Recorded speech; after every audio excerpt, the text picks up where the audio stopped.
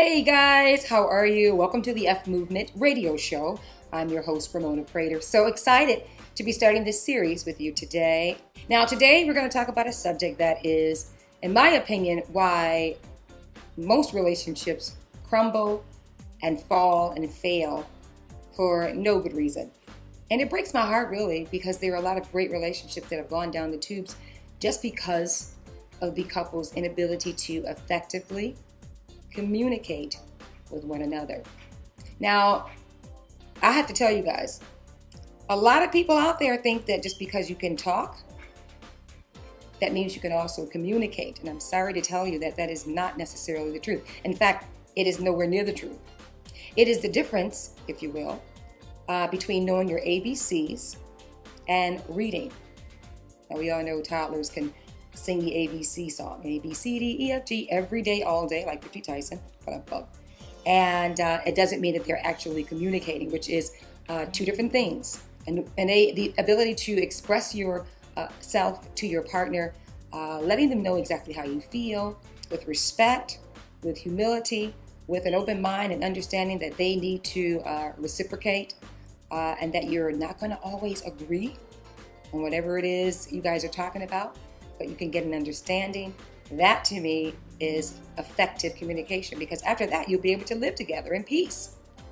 You know, if he says blue and you're saying pink, and you may never convince him that pink is the number one color, and vice versa. He may never convince you to wear blue every day, like it's going out of style. Who would do that? Some people do. But if you can understand, God, he likes blue because some of the best moments in his life, he had this blue shirt on, whatever. Or she loves pink because it reminds her of her femininity and she just loves that and she thrives and it's an area of peace for her. And I understand it. So a couple of days a week, if she wants me to rock a pink tie, I'm fine with that. And to the opposite, if a couple of days a week he wants you to wear that blue dress or blue scarf that he loves just because blue is his favorite color, you can compromise that and come to the middle, because that's much better than being apart, in my opinion, especially if you love somebody and you're committed to making the relationship work. So in this series, we're going to talk about communication. And first of all, today I really want to go over just a couple of points and some of the things we're going to be talking about during this series. First of all, let's try to at least, communicate what the matter is. What's wrong? Why are you upset? There are some people who believe she ought to know, or he should know. He knows I have an attitude. Why doesn't he understand why I'm upset? What's wrong with him? What is he, a swami? What is she, Miss Cleo?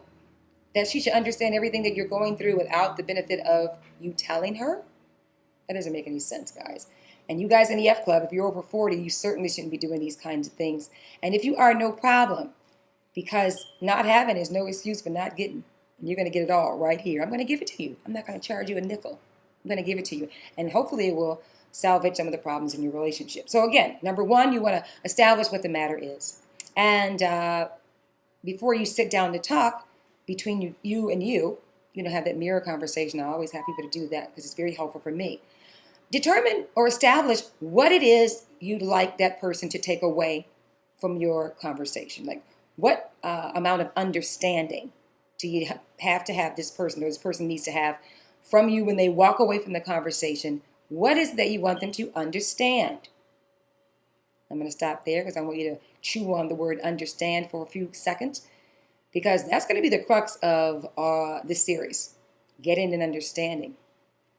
Because it may be true that you never convince them to see your point of view or to agree with your point of view. I should clear that up, because you can get them to see it, and that's what an understanding is. But they may never agree, and that has to be okay with you when you sit down. If you're dead set on convincing somebody or converting them from their way to your way, you're going to be sad all the time. And you're going to go away sorrowful, both of you, because you need to understand that getting an understanding is far more important than being right or getting them to come on your side, because sometimes that may not happen, and sometimes it does. But be comfortable with just being able to explain yourself and hopefully being validated in those feelings. Now, what is it about the issue? What is it about the issue really that concerns you? And why does it concern you? You need to be able to use as few words as you can without emotion and express that. For example, If the issue is you want your garbage to be taken out on time, every day, all day, whenever that garbage day is, Friday, you need to figure out, the shortest sentence possible to communicate that, i.e., honey, Friday is garbage day, and on Thursday night, if it's okay with you, could you have it all bagged up and sitting on the curb so Friday morning we don't have to jump up in a frantic mess trying to gather all the trash and risk, missing the garbage man. Therefore, we have garbage in the garage or in the house for another week that's stinking up to high heaven. Good Lord, nobody wants that. Meanwhile, we got a party coming tomorrow. So communicate what it is you want. It would make me so happy if we can just get the garbage out on Thursday night. If you'd like me to remind you on Thursday, I'm happy to do that. But however we get to the conclusion of the matter, getting the garbage on the curb at sometime Thursday evening and not Friday morning, this would make me happy exceedingly, for the love of cornbread. So focus on those things only, all right? And that's going to make a big difference in the response you're going to get from your mate. As opposed to, I told you 8 times to get this garbage out. What are you, retarded? Why don't you understand that everybody else in the neighborhood can get it out? Why can't you get it out? You have nothing to do. You didn't do anything but scratch your rear all night. Why isn't the garbage taken out? Probably not going to get a good result with that. So, and I know nobody in the audience listening does that, for crying out loud, right? I certainly hope not. Well, once you remove the emotion from whatever it is you are having an issue with or upset about or mad about, let's just be real. If you're angry about something, it's okay to be angry, but take all that emotion out and figure out the peaceful sentences, maybe 3, 4, 5, that can communicate what it is you want to say without your mama's a crackhead and your sister never could cook. Every time your family comes over here, they tear up my house. This is a rotten shame, this or that, because all that stuff is not on point. You need to stay on target and zero in on what it is you want to communicate and stick to that. It's going to be the beginning of happiness, peace, and joy in your house. And when you commit to staying on track, make sure you do that. And before you guys sit down, you need to establish the rules of engagement. Everything has rules. What are the rules of engagement for communicating? I always say that there should be no name calling, no outbursts like, forget it, or F it, I'm done, because you're not really done. That's emotional. There should be no hanging up the phone if you guys are having a conversation on the phone. No one hangs up without saying goodbye and the other person agreeing by saying, okay, goodbye too, we'll come back to it later if you're not finished. Whatever your rules are, sometimes you may have to sit on your hands to avoid becoming, making the person defensive by always pointing, like, you did this and you did that and you shouldn't do that and that made me angry. So if you can sit on your hands and try to take deep breaths or drink water when you feel like your pressure is going up, or have a pickle, for crying out loud, whatever it is you need to do, you need to commit to that and stick to the rules of engagement. And you guys can come up with those rules together.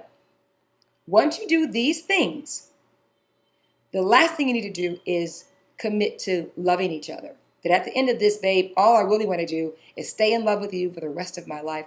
All I want to do is spend every moment of our free time or available time together in peace, not having any wedges of unresolved issues between us. Having this conversation because I really want to resolve this issue. And I don't want it to become long and drawn out. I don't want days to go by between us that we can't fix whatever the problem is, if, with nothing else, a big old dose of understanding. All right? I'm going to say goodbye for now, but we'll be back for the second series shortly. And I want you guys to, again, the only homework on this event is to establish the rules of engagement for your communication with your boo, your significant other, your husband, your wife, your spouse, whatever the case, the person that you say you love and you know loves you too. Love is grand. So we're doing this series just to preserve as many relationships as we possibly can, because a lot of them can be preserved with a good old understanding brought on by great and effective communication.